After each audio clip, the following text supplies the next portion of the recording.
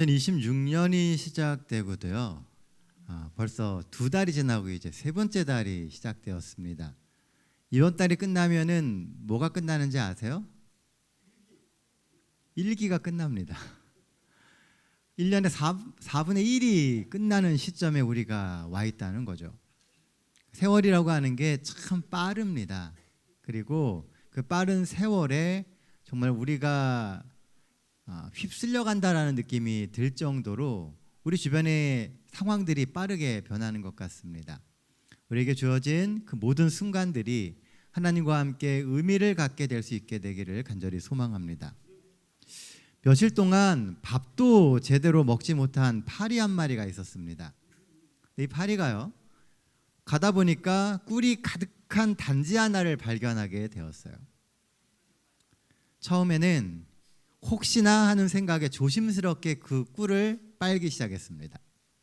근데 꿀단지 한가운데 들어가서 정신없이 꿀을 먹다 보니까요, 얼마나 정신이 팔렸는지 꿀에 날개가 젖어가는 것도 몰랐습니다. 한참 배부르니까 이제 무슨 생각이 들어요? 가야지 하는 생각을 하는데 이미 날개가 꿀에 푹 쩔어가지고선 날 수가 없는 겁니다. 그렇게 꼼짝없이 꿀단지 안에서 죽게 생긴 파리 주변을 나비 한 마리가 날아가고 있었어요. 그러면서 이렇게 비웃는 것입니다. 미련하게 꿀을 퍼먹으니까 그런 꼴을 당하는 거야. 나처럼 맛만 조금 보고 꿀단지에서 떠나면 전혀 빠져 죽을 일이 없단다 라고 하면서 가는 겁니다. 나비가 한동안 그 미련한 파리 주변을 날면서 계속 비난을 했어요. 그런데 천정에서 환하게 타오르고 있는 램프를 보고는요, 이 나비가 그렇게 날아가서 무엇인가 홀린 듯이 들어가 타죽고 말았습니다. 이 모습을 본 파리가 안타까운 표정으로 또 이렇게 이야기합니다. 어차피 나도 곧 죽을 목숨이지만 나를 그렇게 놀려놓고 불 속으로 뛰어드는 내 모습도 참 어리석구나. 우리가 삶을 살아가다 보면은요, 꿀과 같은 유혹이 있습니다. 그리고 불과 같은 유혹도 있어요. 꿀은 내가 정말 잘 살고 행복하고 더 편안해진다라고 느끼게 만드는 유혹이에요. 어느 순간 보면 떠날 수 없을 정도로 거기에 집착하게 만드는 것이죠. 불과 같은 유혹은 화려해 보이고 아름다워 보입니다. 그래서 내 삶을 다 던지게 만드는 유혹이에요. 그런데 그 모든 것이 결국은 죄를 향하는 유혹이라는 것입니다. 죄는 모양과 크기에 상관없이 결국 사망이라고 하는 결론에 이르게 만듭니다. 모든 죄는 다 사망으로 이르게 되어 있어요. 매일 조금씩 우리의 양심을 좀 먹는 꿀과 같은 죄 때문에 무너질 수도 있고요. 단번에 믿음의 근간을 흔드는 불같은 죄 때문에 망할 수도 있습니다. 그러므로 우리는 사단의 간악한 유혹에 빠지지 말고 달콤한 유혹도 또는 불같은 유혹도 멀리한다면 우리는 구원에 조금 더 가까워질 수 있습니다. 절대 우리의 구원은 흔들리지 않는다는 것이죠. 근데 결국 뻔히 알면서도 그 모든 시험에 들게 만드는 것은요, 우리 마음 가운데 있는 교만입니다. 그리고 우리가 지혜와 용기를 구하는 기도의 부족 때문이라는 것이죠. 오늘 우리에게 주어진 삶의 순간 속에서 하나님의 지혜를 구하고 또 하나님이 인도하시는 그런 지혜를 가지고 교만한 삶을 피해갈 수 있는 우리 모두가 되게 되시길 간절히 소망합니다. 오늘 함께 은혜를 나눌 말씀은요, 요한복음 12장 24절로 28절에 있는 말씀입니다. 요한복음 12장 24절로 28절입니다. 우리 한 절씩 번갈아 가면서 읽겠습니다. 24절입니다. 내가 진실로 진실로 너희에게 이르노니 한 알의 밀이 땅에 떨어져 죽지 아니하면 한 알 그대로 있고 죽으면 많은 열매를 맺느니라. 자기의 생명을 사랑하는 자는 잃어버릴 것이요 이 세상에서 자기 생명을 미워하는 자는 영생하도록 보전하리라. 사람이 나를 섬기려면 나를 따르러 나 있는 곳에 나 섬기는 자도 거기 있으리니 사람이 나를 섬기면 내 아버지께서 그를 귀히 여기시리라. 지금 내 마음이 괴로우니 무슨 말을 하리요. 아버지여 나를 구원하여 이때를 면하게 하여 주옵소서. 그러나 내가 이를 위하여 이때에 왔나이다.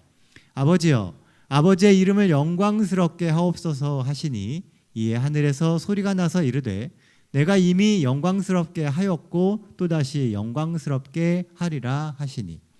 자, 오늘 본문의 말씀은 우리가 아주 잘 알고 있는 유명한 구절의 말씀입니다. 한 알의 밀이 땅에 떨어져서 죽어야 썩어야 많은 열매를 맺는다는 아주 단순한 한 문장이 나오는 말씀입니다. 오늘 이 기별 가운데서 우리가 살펴보게 될 첫 번째 기별은요, 우리가 반드시 대답해야 할 질문이 있다는 것입니다. 24절 말씀입니다. 내가 진실로 진실로 너희에게 이르노니 한 알의 밀이 땅에 떨어져 죽지 아니하면 한 알 그대로 있고 죽으면 많은 열매를 맺느니라. 여기 보면은 우리는 너무나 잘 아는 이 이야기 속에서 하나의 질문을 받게 됩니다. 누가 그 한 알의 밀이 될 것인가? 우리는 이 구절을 읽을 때마다 이 구절에서 질문하는 그 한 알의 밀, 누가 될 것이냐에 대한 답이 뭔지를 우리는 알고 있습니다. 사실 그 질문의 답을 너무나 잘 알고 있는데도 우리는 알면서도 그 질문에 대한 답을 하려고 하지 않습니다. 왜 그럴까요? 우리는 그 한 알의 밀이 되어야 한다라고 하는 것을 알고 있어요. 하지만 거기에 대해서 내가 그 한 알이 되겠다라고 하는 답을 잘 하지 않습니다. 물론 오늘 본문에서 말씀하시는 그 한 알의 밀은 우선은 예수님 자신이셨습니다. 그러나 예수님은 우리 역시도 그 한 알의 밀이 되어야 함을 말씀하십니다. 꼭 영혼 구원뿐만이 아니라 뭔가를 바꾸고 세상을 바꾸는 그 원동력은 나로부터 시작됨을 말씀하시는 거죠. 정말 원한다면 내 삶을 바꿀 각오로 과거의 나를 죽이고 새로운 나로 태어나야 한다라고 하는 것을 말씀하시는 겁니다. 나를 바꾸고 그리고 나를 희생하는 것이 처음에는 손해처럼 느껴질 수 있어요. 그러나 결국 먼저 바꾸고 먼저 희생하는 사람이 궁극적인 승리를 얻는다라고 하는 것을 우리는 성경의 말씀을 통해서 깨닫게 됩니다. 제가 요즘에 고민되는 게 하나 있어요.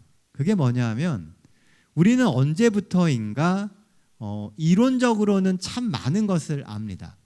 그런데 그 이론이 우리의 신앙의 실제가 되는 게 참 어렵다는 생각을 많이 하게 됩니다. 우리가 성경의 말씀, 성경에서 이야기하는 진리가 무엇인지를 몰라서 문제가 되는 것이 아니라요. 아는데 그게 내 삶 속에서 실제하기가 너무 어렵다는 것을 통감하게 된다는 거죠.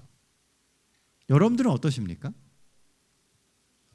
한 알의 밀이 있고 그 밀이 썩어서 열심히 심겨져 줘야 많은 열매가 맺힌다라고 하는 것을 우리는 알아요. 그런데 우리가 그 길을 선택하기가 쉽지 않다는 거죠. 시대소망에 보면 우리가 잘 아는 말씀이 하나 나옵니다. 자아희생의 법칙은 자아보존의 법칙이다. 나를 희생하는 사람이 나를 지켜낸다는 거예요. 또 이렇게 나옵니다. 이기적인 삶이 자기 파멸을 가져오는 것은 하나의 법칙이다. 나를 위해서 사는 사람은 결국은 망하게 되는 것이 하나의 법칙이라는 거예요. 이게 시대소망에 나오는 이야기예요. 우리는 이것이 원칙이고 이렇게 될 것이다 라고 하는 것을 알고 있지만 결국 선택하기가 어렵다는 겁니다. 영적인 성장에 방해가 된다면 그것이 아무리 소중한 생명이어도 버려야 한다라고 하는 것을 우리는 아는데 현실에서는 그게 쉽지 않다는 겁니다.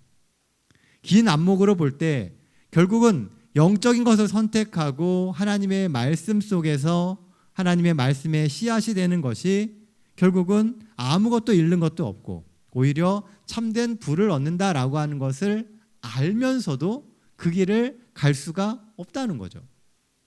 그러니까 이게 우리가 늘 신앙을 하면서 느끼게 되는 괴리감입니다. 시편 기자도 분명히 이야기를 합니다. 눈물을 흘리며 씨를 뿌리는 자는 기쁨으로 거두리라. 힘들고 어려워도 그 씨앗을 뿌리는 사람은 결국은 열매를 거둘 수 있다는 겁니다.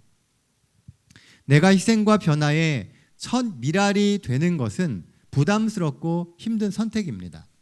그러나 먼저 씨를 뿌리고 먼저 희생하는 사람이 결국 하나님이 주시는 인생의 진정한 축복을 누리게 된다는 거예요. 그래서 예수님께서는 십자가에서 한 알의 미랄이 되시기로 결정하신 겁니다. 먼저 희생함으로써 정말 무엇이 참된 행복과 우리의 기쁨의 근원이 되는지를 본으로 보여주신 겁니다. 이것은 우리가 너무나 잘 알고 있는 내용들이죠. 그러나 현실을 보면은요, 현세에는 현세의 삶에만 몰두하는 참 많은 사람들이 있어요. 성경은 그런 사람들을 어리석다고 이야기합니다.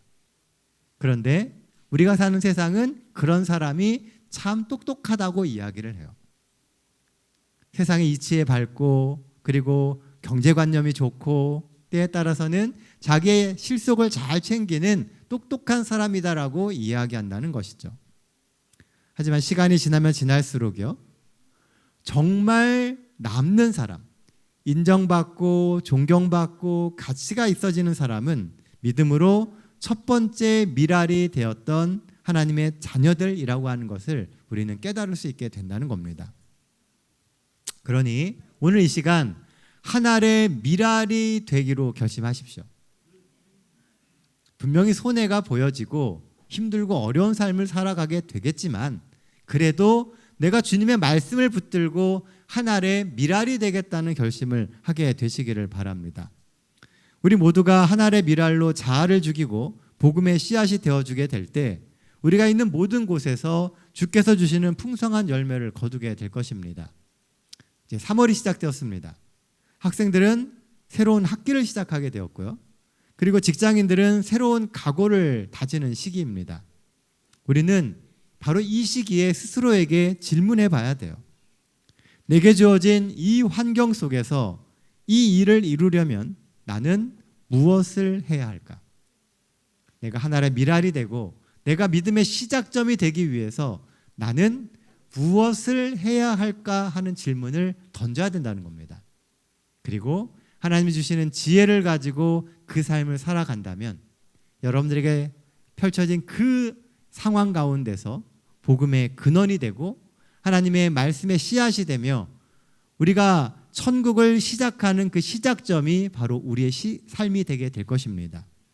이러한 우리의 각오와 결심을 통해서 주께서 주시는 풍성한 은혜의 초석이 되시는 우리 모든 성도들 되시길 간절히 바랍니다. 본문이 주는 두 번째 기별은요, 믿음의 길을 간다면 번민과 고통은 당연한 것이다 라고 하는 겁니다. 27절 말씀이에요. 지금 내 마음이 괴로우니 무슨 말을 하리요? 아버지여 나를 구원하여 이때를 면하게 하여 주옵소서. 그러나 내가 이를 위하여 이때에 왔나이다. 한 여인이 아주 근심 어린 얼굴로 식당에 앉아 있었습니다. 그래서 지나가던 웨이터가 와서요, 무슨 걱정이 있느냐고 이 여인에게 물었어요. 그랬더니 이 여인이 이런 이야기를 하는 겁니다. 잘 들어보세요. 남편이 하나님의 계시를 받았다며 갑자기 방주를 짓고 있습니다. 도대체 어떻게 해야 될지 모르겠습니다. 자, 여러분들이라면 어떻게 하시겠습니까? 여러분과 한 가정에서 한 입을 덮고 사는 그 사람이 갑자기 하나님의 계시를 받았다는 거예요. 하나님이 저 옆에 땅에다가 방주를 지으라고 하셨다는 겁니다. 그리고 나무를 사고 자기 하던 일을 다 멈춘 다음에 가서 방주를 짓고 있는 거예요. 아침부터 저녁 때까지. 하루, 이틀, 한 달, 두 달, 세 달, 네 달 계속 지어요. 여러분들이라면 어떻게 하시겠습니까? 이 여인이 그런 남편의 모습을 보면서 아주 고민스러워하고 있었습니다. 여러분들의 가족 중 하나가 하나님의 계시를 받았는데 내가 하늘의 미랄처럼 그 일을 내가 감당해야 한다며 열 일을 제쳐두고 그 일만 하고 있는다면 우리는 어떻게 해야 할까요? 생각들이 많아지시겠죠?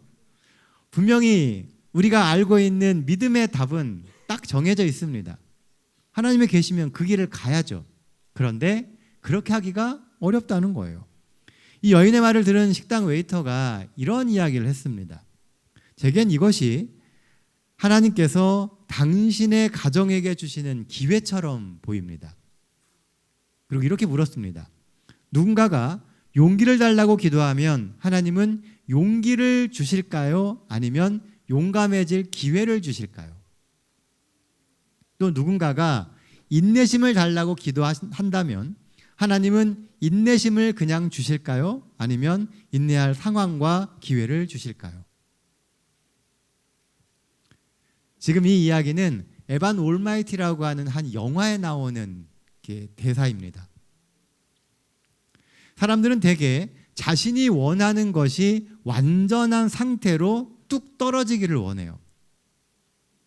완성된 용기와 채워진 인내, 저절로 샘솟는 믿음, 기도하면 마치 택배처럼 내 삶에 무언가가 딱 배송되는 그런 걸 원합니다. 기도했으니까 하나님이 딱 그거를 내 앞에 갖다 놔주시기를 원한다는 거죠. 그러다가 기대한 것처럼 되지 않거나 상황이 달라지면 어떻게 해요? 잘못 배달된 택배를 반품하는 것처럼 그냥 불편해하며 고민하면서 없었던 일처럼 해버린다는 겁니다. 오늘 본문에 보면요, 예수님도 이 하늘의 미랄이 되는 삶이 괴롭다고 고백하고 계십니다. 왜요? 하늘의 미랄이 되는 것은 쉬운 결정이 아니에요. 이 괴로움은 사실 두려움에서 출발합니다. 내가 뭔가 희생을 하고 뭔가의 시작점이 되겠다라고 하는 것은 하나의 두려움이에요. 이 길을 갈 때 어떤 일이 일어날지, 또 어떤 어려움과 어떤 고난으로 삶이 흔들릴지 모르기 때문입니다. 하늘의 미랄이 되려고 하는 사람은 모두 다 마음의 번민과 이런 괴로움을 경험할 수밖에 없어요. 사람들이 어떻게 볼까? 내가 희생하고 내 삶을 믿음으로 놓는다고 사람들이 알아봐 주지도 않고 그렇다고 존경하거나 칭송도 없을 겁니다. 그러면 그런 생각이 들죠. 그럼 왜 내가 이 길을 가야 되지? 이 길을 가서 얻는 게 뭔데 이 힘든 삶을 내가 살아야 할까? 그리고 또 드는 생각이 있죠. 왜 하필 나지? 우리는 이 똑같은 마치 다람쥐 쳇바퀴 돌듯이 같은 질문을 계속 신앙을 하면서 한다는 거예요. 내가 이 신앙의 길을 가는 게 나에게 정말 도움이 될까? 사람들이 알아봐 주지도 않고 사람들이 이것을 존중해 주지 않는데 내가 과연 이 신앙을 잘 지켜내고 원칙대로 살아가는 것이 정말 옳은 것인가? 라고 하는 질문을 하게 된다는 거예요. 그리고 하필 왜 내가 이 신앙을 알게 돼서 빼도 박도 못하는 이런 상황에 놓일까? 라고 하는 질문을 던지게 된다는 겁니다. 오죽하면 예수님도 인간적으로 이 길을 피하시길 원하셨을까요? 그런데 우리가 주목해 보아야 할 구절이 바로 여기 나옵니다. 27절 말씀에 나오는 말씀이에요. 지금 내 마음이 괴로우니 무슨 말을 하리요?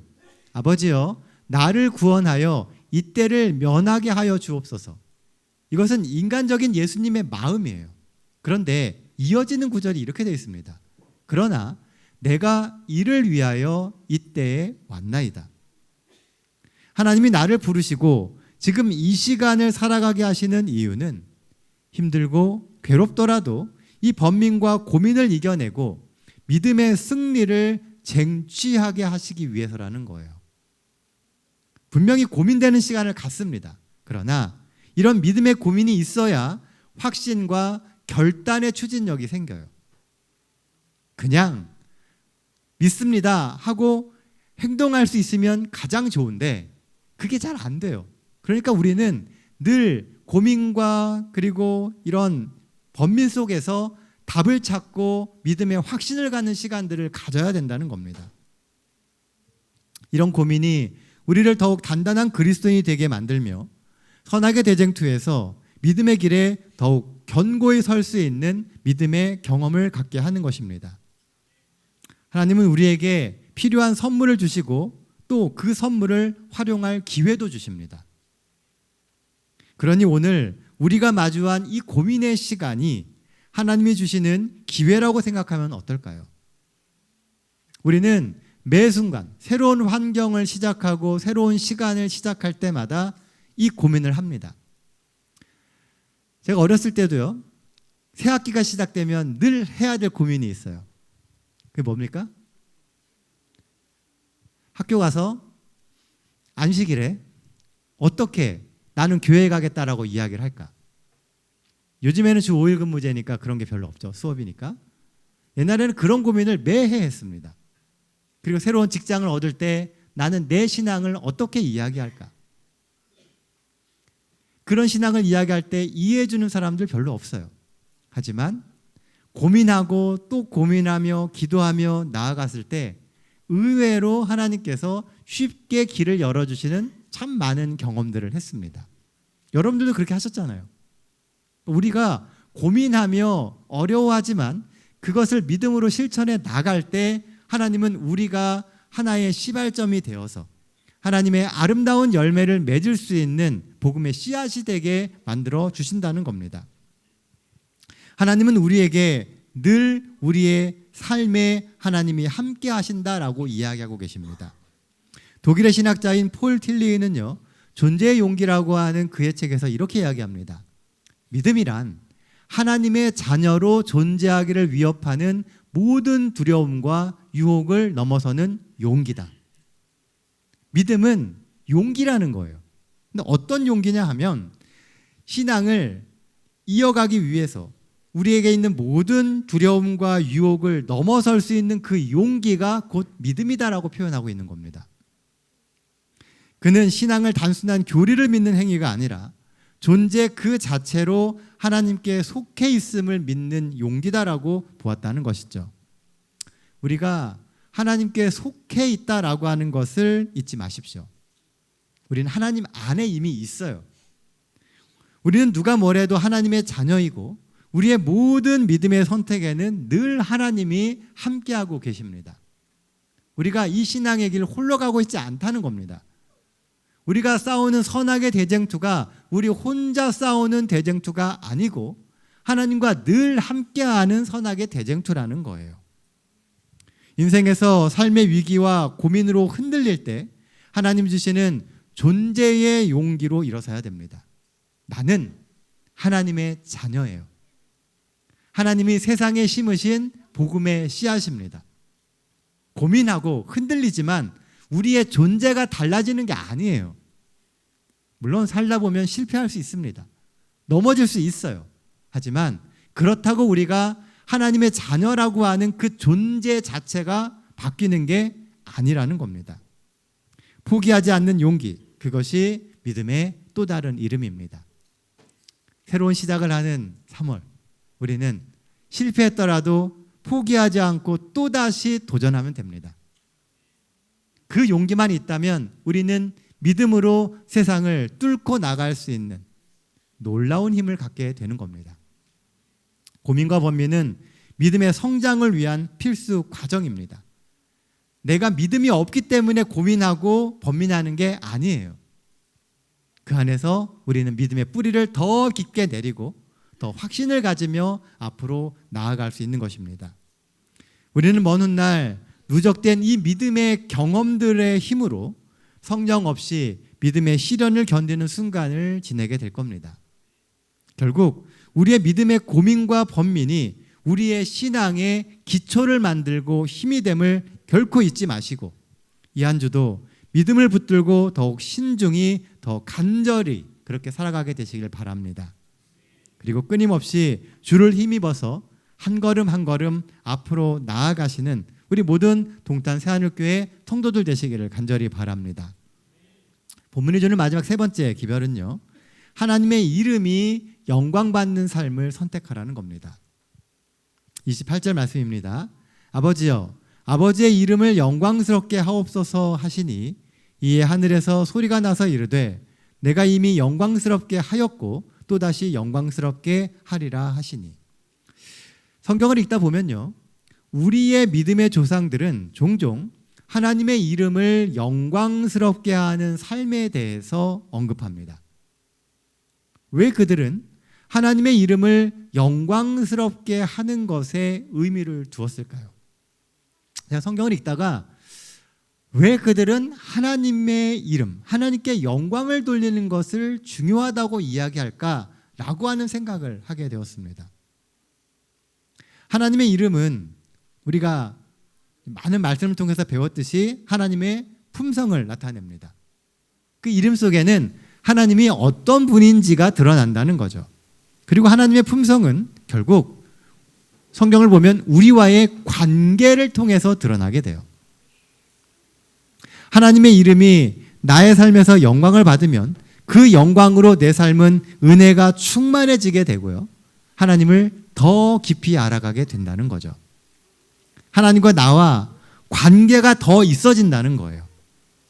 하나님께 영광이 되는 삶이 결국은 나로 하여금 하나님의 은혜 가운데서 더 행복하고 의미 있는 삶을 살게 만든다는 겁니다.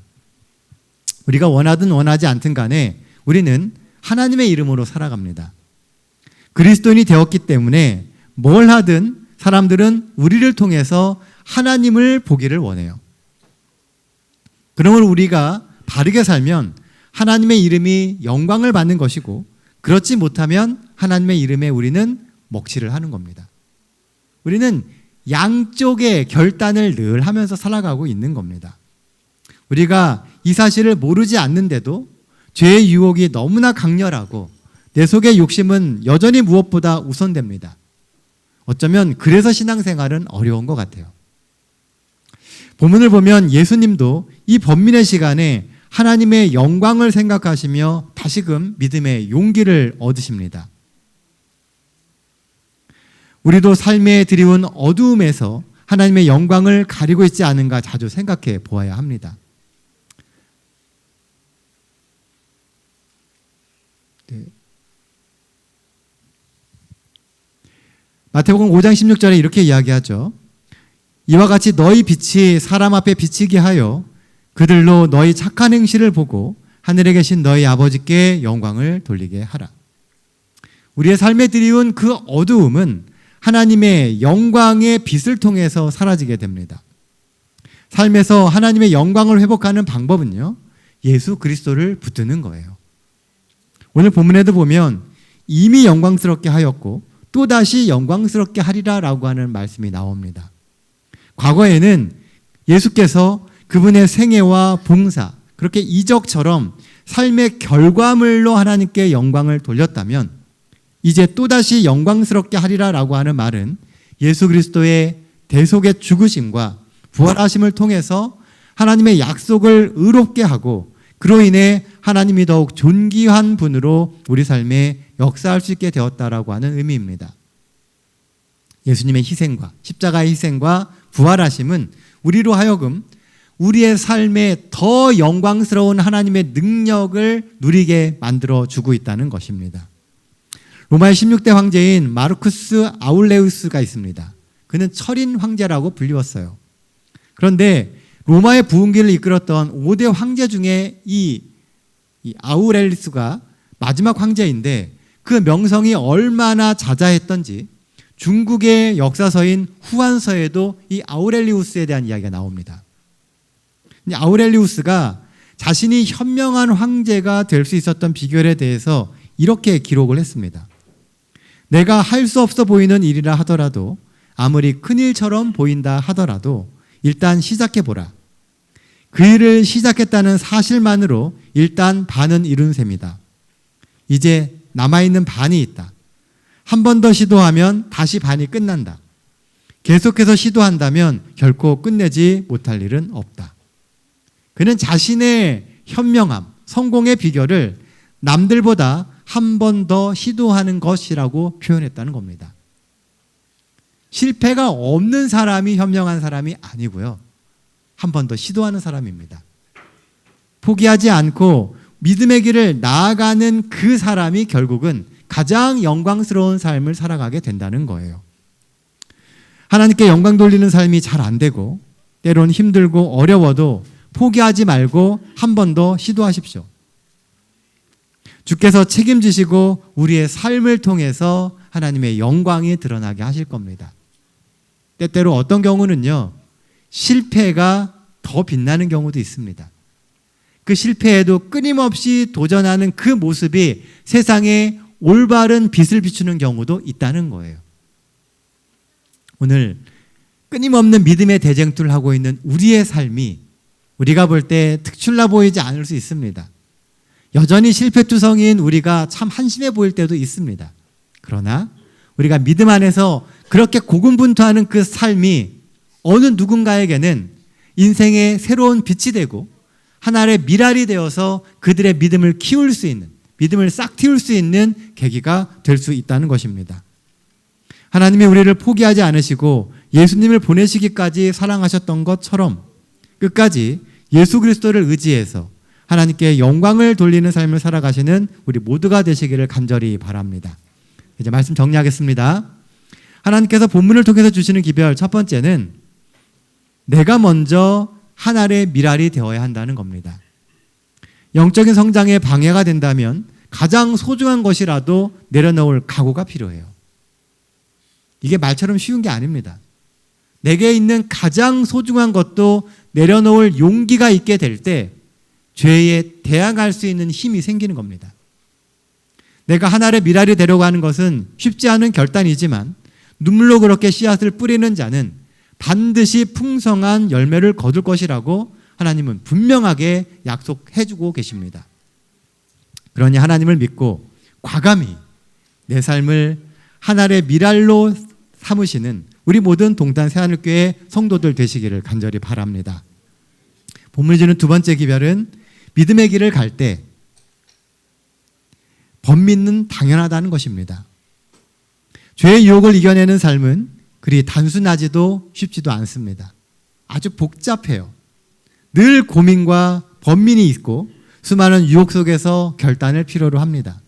그러니 고민이 있고 번민이 있다고 두려워하지 말고 우리를 사랑하시고 끝까지 우리를 붙드시는 하나님을 믿고 우리의 믿음을 표현하며 사십시오. 하나님이 주시는 은혜로 믿음의 용기를 발휘하며 사시는 저와 우리 모든 성도들 되시기를 간절히 바랍니다. 본문이 주는 마지막 세 번째 기별은 하나님께 영광이 되는 삶을 살라는 겁니다. 우리는 알아요. 내가 이렇게 사는 게 하나님께 영광이 되는지 안 되는지. 우리가 뭔가를 선택할 때 우리는 이게 하나님이 원하시는 것인지 아닌지 압니다. 자, 그러면 우리는 그 순간에 하나님께 영광이 되는 삶을 선택할 용기가 있어야 돼요. 어디에서 무엇을 하든 우리의 모든 삶이 하나님께 영광이 되길 바랍니다. 과연 내 삶이 하나님께 영광이 될 수 있을까 하는 의문이 드는 순간들이 종종 있죠. 여전히 우리는 자주 죄의 유혹에 빠지고 사단이 만들어 놓은 함정에 빠져서 타락의 위험 속에서 살아갑니다. 그래도 믿음으로 한 번 더 시도하십시오. 포기만 하지 않으면 반드시 우리의 삶을 통해서 하나님이 영광 받으십니다. 이 한 주도 우리의 삶을 통하여 하나님께 영광을 돌리는 삶을 즐겨하시고 그 길을 걸어가시는 우리 모든 동탄 새하늘교회 모든 성도들 되시기를 간절히 바라며 오늘 말씀 마치도록 하겠습니다.